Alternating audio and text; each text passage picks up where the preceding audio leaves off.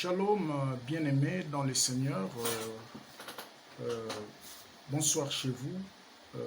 Bonjour, ça dépend du coin du monde où vous êtes en train de nous suivre au travers de cette vidéo. Que le Seigneur vous bénisse abondamment, qu'il vous soit favorable. J'aimerais un peu qu'ensemble avec nous, nous puissions réfléchir un peu sur un bout de sujet, les non-dits du confinement. Alors que nous continuons chaque jour, depuis le début de cette année, l'an 2020, où nous voyons des choses commencer un peu sur le plan économique lentement, mais il y a beaucoup d'enjeux prophétiques qui nous poussent un peu, de pousser un peu plus loin des réflexions avec certaines lunettes évangélico-prophétiques et essayer un peu de changer un peu sur l'allure où vont les choses. Et quand nous voyons, parce que des jours au lendemain qui montent, nous sommes en train d'observer la soif, cette curiosité qui monte dans les chefs des hommes et des femmes des dieux, dans les chefs des humains en général. Qu'est-ce qui va se passer demain? Qu'est-ce qu'on doit faire pour se préserver du demain? On ne sait pas avec précision, en général bien sûr, qu'est-ce qui peut se passer demain. Et la réponse du Seigneur est simple dans cette même question. Alors que les disciples du Seigneur étaient animés de cette soif-là, de connaître les choses qui se passeront demain, de connaître l'avenir de l'Église, mais quelque chose s'est passé. La Bible dit, le Seigneur a commencé à les expliquer dans Jean chapitre 14, il dit que votre cœur ne se trouble point. Croyez en Dieu et croyez en moi. Le Seigneur savait qu'il arrivera un moment dans une génération où il y aura des réchauffements climatiques, où il y aura des cyclones, des typhons, des tempêtes de toutes sortes, où il y aura des tsunamis, où il y aura la fonte des glaces, ainsi de suite, où il y aura l'humanité aura franchi la ligne rouge concernant la moralité, et c'est ce que nous vivons aujourd'hui. Et dans toutes ces choses, le Seigneur nous a bien éclairés dans les Écritures, parce que la même soif qui nous anime sur ce qui peut se passer demain, c'est la même soif aussi qui a pu animer les disciples dans ces temps-là. Et le Seigneur les a dit que votre cœur ne se trouble point, parce que je sais tout ce qui va arriver, mais ce qui est essentiel pour vous, c'est quoi? Croyez en Dieu et croyez en moi. Dans la maison de mon Père, il y a plusieurs demeures. Je m'en vais vous préparer une place et je reviendrai pour vous prendre, afin que là où je serai, vous y soyez aussi. Le Seigneur est allé nous préparer une place dans une planète, dans un espace où la NASA, les spécialistes qui étudient les planètes n'ont jamais découvert, parce que c'est un espace invisible, connu de lui-même, et l'un des 4 matins, il va évacuer tous ceux qui ont la marque de Christ, tous ceux qui ont pu accepter le Seigneur Jésus-Christ comme leur Seigneur et Sauveur personnel, tous ceux qui ont accepté le plan du salut conçu par Dieu, accompli par Jésus et réalisé par le Saint-Esprit. Et ce sont des hommes et des femmes qui attendent son avènement. Et son retour est imminent. Nous voulons un peu échanger sur les non-dits du confinement. Et si nous voulons partir d'un texte biblique dans Jean chapitre 8e au verset 32, Jean 8 verset 32, la Bible dit « Vous connaîtrez la vérité et la vérité vous affranchira ». Ça c'est formidable. Vous connaîtrez la vérité et la vérité vous rendra libre. Les non-dits, au fait, c'est une vérité cachée, non révélée, par celui qui est censé de la révéler. Et les non-dits, c'est aussi une vérité cachée, mais qui échappe aussi au révélateur. Parce qu'en tant qu'humain, on est limité dans notre façon de voir et dans notre façon de penser. Il y a des vérités qui nous échappent. Alors, quels sont des non-dits dans ces moments de confinement? Qu'est-ce qui est caché dedans? Premièrement, nous réalisons que ce moment de confinement c'est un moment de prise de conscience. C'est un moment où chacun de nous doit plus veiller dans sa conduite, dans sa manière d'agir, dans sa manière de travailler, dans son intimité avec le Seigneur. Vous voyez, c'est très très important. Et ce moment de confinement, c'est aussi un moment de se ressourcer sur le plan spirituel, de s'équiper davantage. Nous voyons Dieu confiner Noé dans l'arche, et l'arche avait 3 étages. Et dans ces 3 étages, nous voyons le corps, l'âme et l'esprit humain, l'esprit de l'homme. Voyez-vous? Et en confinement, Dieu est en train d'équiper plus l'esprit, parce que plus l'esprit est costaud, l'âme est maîtrisée et le corps est aussi maîtrisé. Voyez-vous? Ça, c'est formidable et ça, c'est très, très, très merveilleux. Et la deuxième des choses, ces moments de confinement, il y a une vérité qui se cache dedans, c'est que c'est un moment où Dieu est en train de faire un test réel pour ses fils et ses filles du royaume.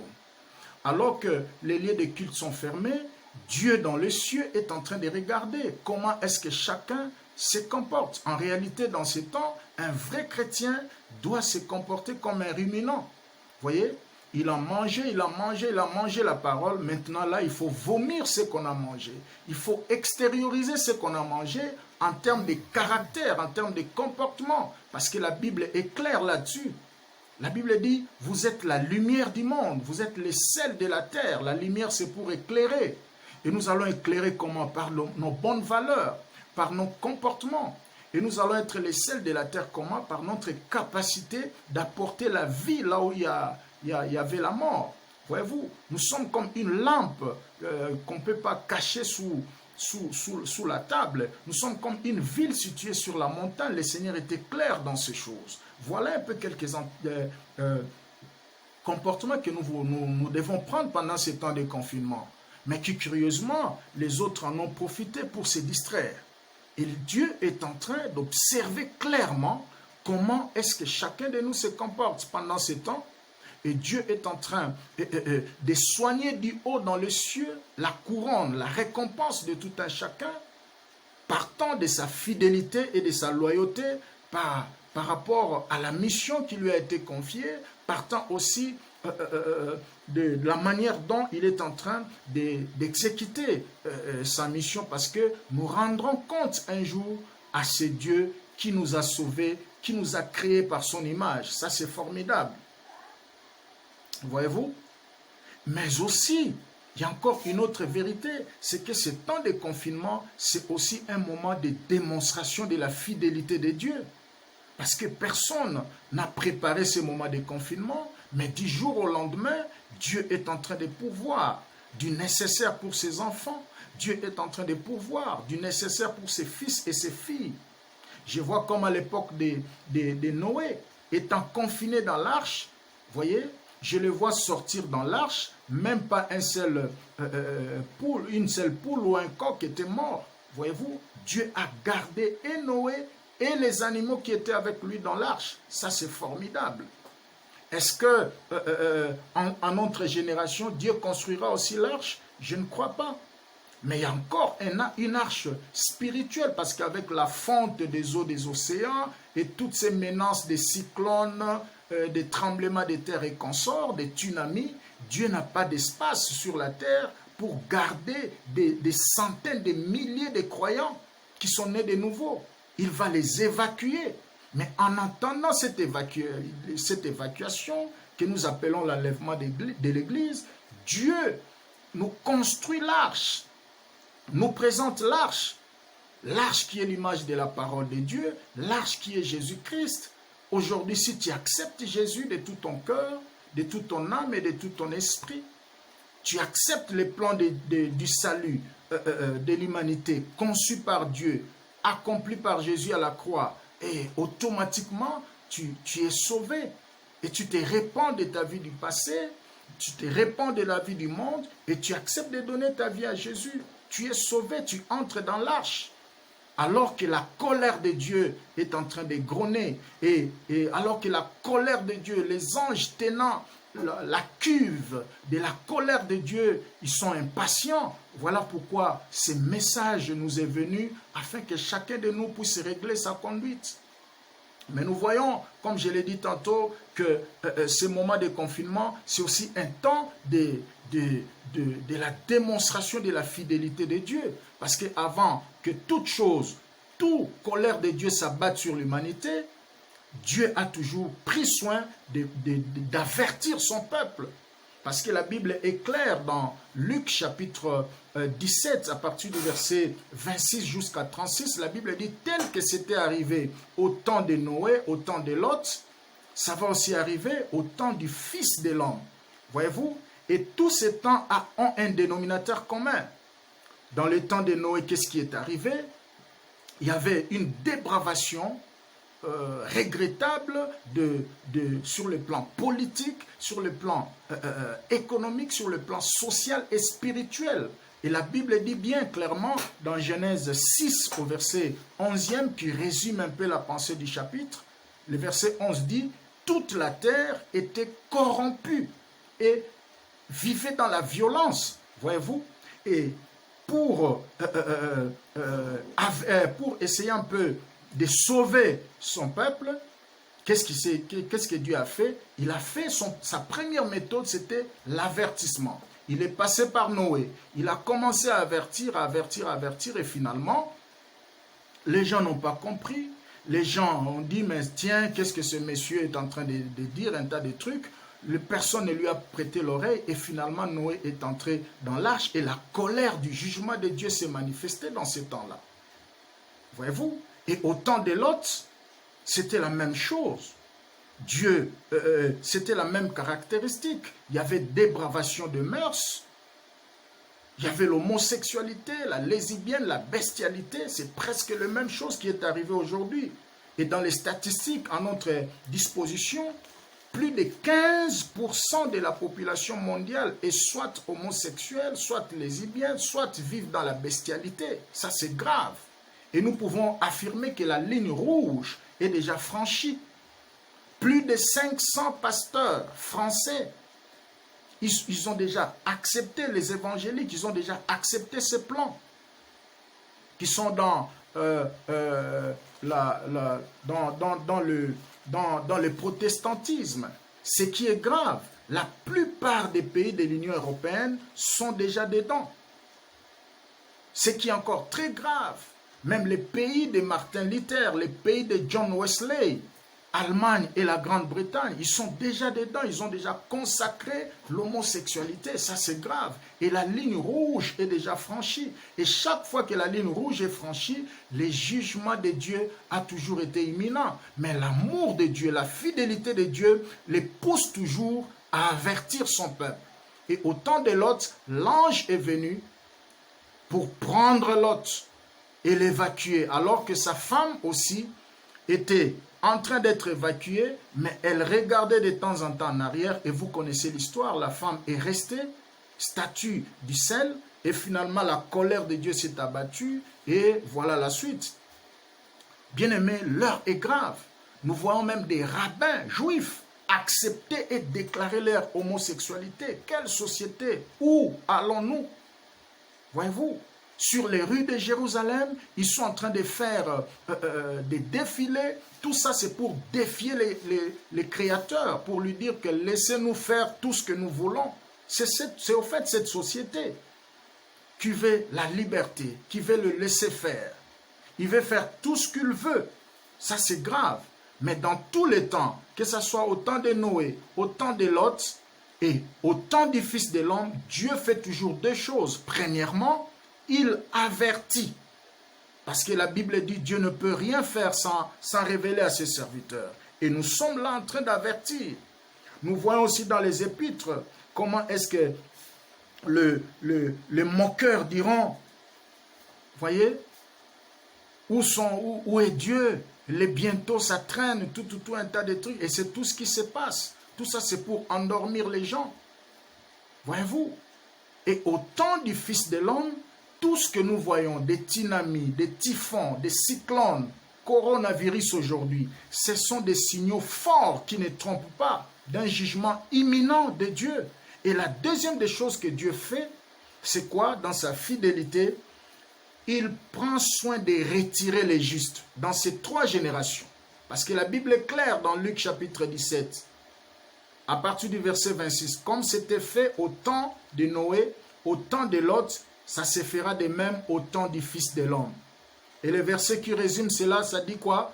Lorsqu'ils seront à deux en train de moudre, l'un sera pris et l'autre va rester. Ils seront au lit à deux, l'un sera pris, l'autre va rester.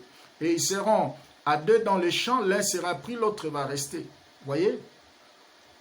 Ça, c'est terrible. La première des choses, Dieu prend soin d'avertir. Mon frère, jusqu'où vas-tu avec ta vie qui ne plaît pas à Dieu?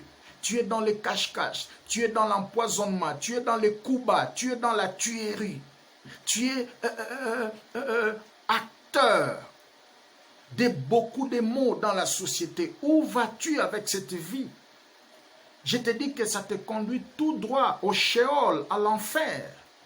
Parce qu'un pécheur, c'est un homme qui n'a ni privilège dans le royaume de Dieu, ni héritage. Il est en direction de l'enfer.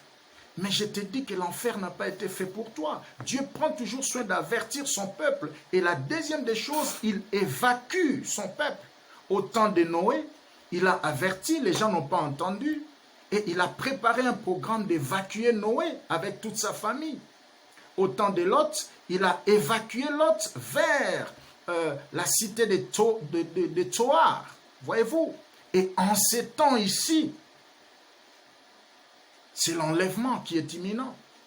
Avec tout ce que nous voyons, bien-aimés dans le Seigneur, quelqu'un a dit, les bonheurs, quand on les perd, c'est alors que l'on regrette de l'avoir perdu. Pendant ces temps, le bonheur est encore là. C'est Jésus. Il a ouvert ses bras à la croix. Il reçoit tout le monde, voleurs, impudiques, pécheurs, meurtriers. Il est là, il te reçoit. Si tu te répands de cette vie, moi je connais, tu n'es pas la première personne. Il y a des gens qui ont commencé cette vie et l'ont abandonnée. Tu peux aussi abandonner cette vie et en toute liberté approcher la croix de Jésus. Il te lavera par son sang, il te justifiera, il te donnera le pouvoir de devenir enfant de Dieu et tu seras sauvé. Il n'est jamais trop tard pour faire mieux. Voyez-vous, il n'est jamais trop tard pour faire mieux. Est-ce que Dieu va-t-il construire encore l'arche? Non. Comme c'était dans ces temps-là, non. L'arche, aujourd'hui, physique, ne sera plus là, mais l'arche spirituelle est là, c'est le Seigneur Jésus. Lorsque tu acceptes Christ dans ta vie, tu abandonnes le mal, et voilà, tu seras sauvé. La colère de Dieu est imminente. Bien-aimés dans le Seigneur, alors que les disciples étaient en pleine soif, comme je l'ai mentionné dans mon introduction, de connaître ce qui va se passer dans les jours à venir, le Seigneur leur a dit clairement que votre cœur ne se trouble point. Alors que l'humanité est en pleine agitation, mais ceux qui sont en Christ ne peuvent pas se troubler. Parce que nous avons la promesse. La Bible dit Christ en nous, c'est l'espérance de la gloire. Si tu n'as pas encore donné ta vie à Jésus, tu peux prendre ce moment. Il n'est jamais trop tard pour faire mieux. Voyez-vous, si l'an 2019 a été déclaré comme l'année la plus chaude, quand sera-t-il pour l'an 2020, l'an 2021 et l'an 2022-2023? Mon frère, ma soeur, nous n'avons plus beaucoup de temps sur la terre. L'heure est grave. Si tu peux donner ta vie à Jésus, si tu peux revenir à Jésus avant qu'il ne soit trop tard, il te recueillera. J'aimerais que nous puissions nous recueillir dans la prière. Tu peux me suivre après cette prière. Seigneur Jésus, j'ouvre mon cœur. Merci d'être mort à la croix pour mes péchés. Je me répands de tout cœur. Je me sépare avec le monde. Je me sépare avec le diable. Je t'accepte dans mon cœur, dans mon esprit, dans mon âme. Entre dedans, marche avec moi. Fais de moi la personne que tu voudras. Au nom de Jésus-Christ. Amen. Que Dieu te bénisse. À très bientôt. Merci.